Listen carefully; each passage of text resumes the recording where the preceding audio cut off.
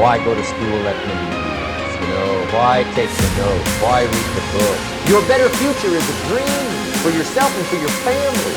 Where do you want to go? What do you want to do? What do you want to be? What do you want to see? You've got to dream dreams. There's a Bible phrase that says, without dreams and visions, people perish.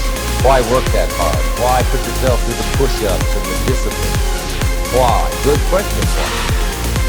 Don't lose your dreams. Do some dreaming. That's long-range goals. You've got to have those. So that's number one. Here's the second part of goals, short range.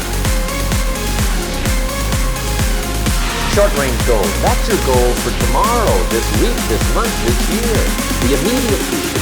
We call these confidence builders. Best answer to why, I think, is the second question.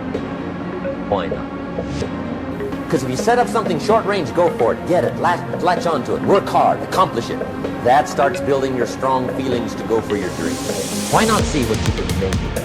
Why not see how far you can go, how much you can see, how much you can earn, how much you can share? Why not? Fight. What a way to live, safe and secure. Don't ask for security. Ask for adventure. Why not see how many books you can read, how many classes you can take, how many skills you can learn? Better to live 30 years full of adventure than 100 years safe in the corner. Why not see how valuable you can become to the marketplace, to your friends, to your family? You can have more than you've got because you can become more than you are.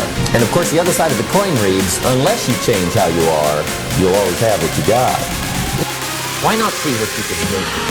Why not see how far you can go, how much you can see? Income does not far exceed personal development. How much you can earn, how much you can share. Excuses sound best to the people that's making them up. You got every excuse in the world. That's why your shit ain't. The struggle is in your mind.